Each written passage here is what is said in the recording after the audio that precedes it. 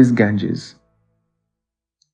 There it's very important. I mean, I could go on all esoteric definitions that, it's the major artery like coursing through your veins. It's Ganga, Yamuna, Saraswati in your body and so on. But I'll just tell you very simply.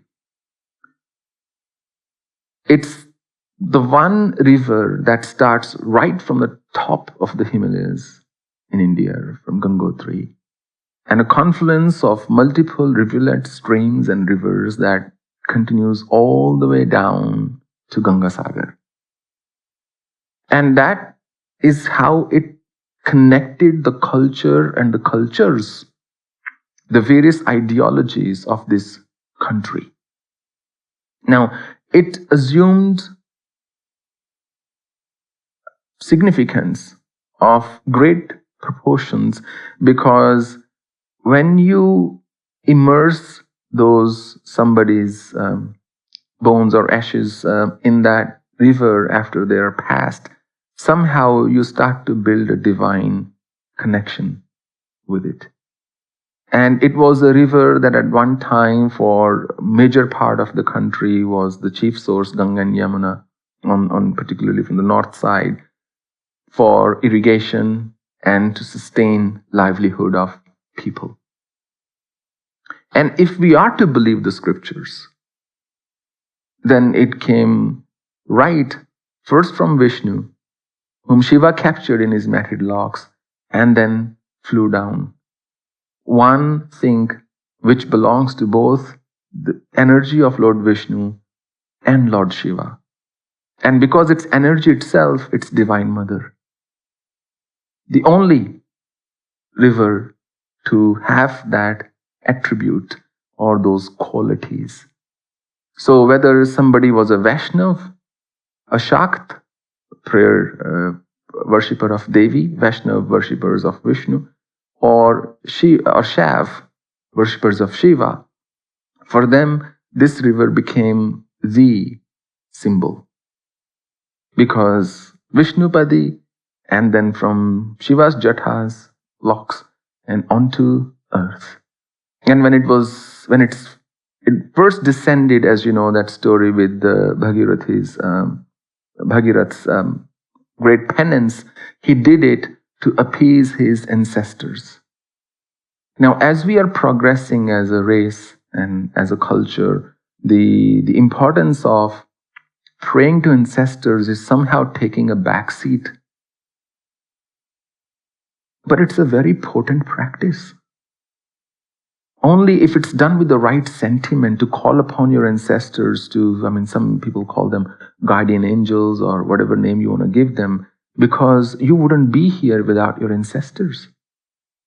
It's their DNA that we carry.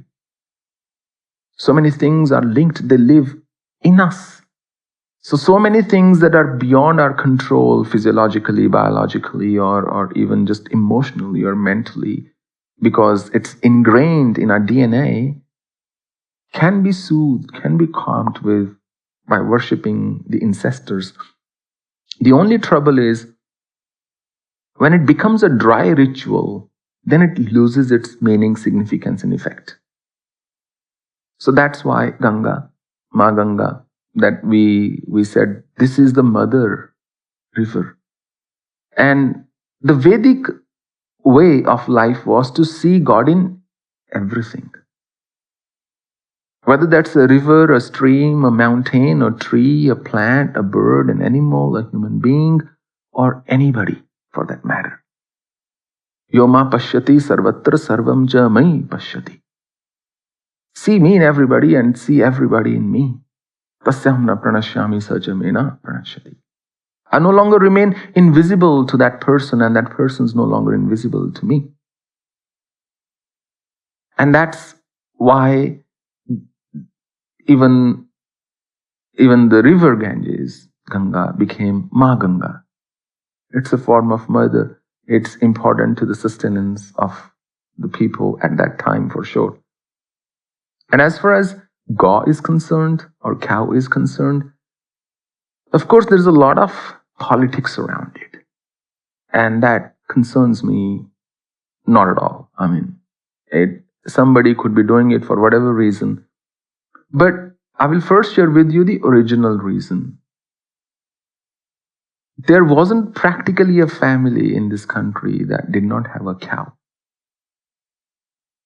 There was a time when every family or every other family will have a cow, and they looked upon cow as a mother.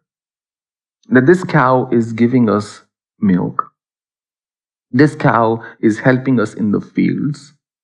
And this cow is giving us cow dung, which we are using as fuel. And therefore, this cow is an integral part of our family. The love we shower on our pets today is the love people showered on cows and horses at one time, because they were pretty common. Would you eat your own pet?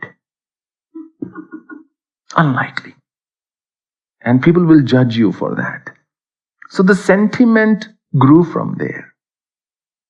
And then when 500 years ago, Bhakti Lahar came, when many saints in India came who promoted devotional service. Chaitanya Mahaprabhu, devoted to Lord Jagannath and Krishna. Meera, devoted to Krishna. So these two saints and many other who were Vaishnav saints. The idea became that because the cows were so loved by Krishna, that we adore them just as much. That was the idea. That you wouldn't hurt what is loved by the person you love. Because if you hurt that thing or that person, then the person you love is also hurt. So that was the sentiment. But I don't think the idea was that we should have stray cows on the roads, and that we should not feed our people, and we should place more importance on other things. But to your question, without understanding these four, one cannot be a Hindu.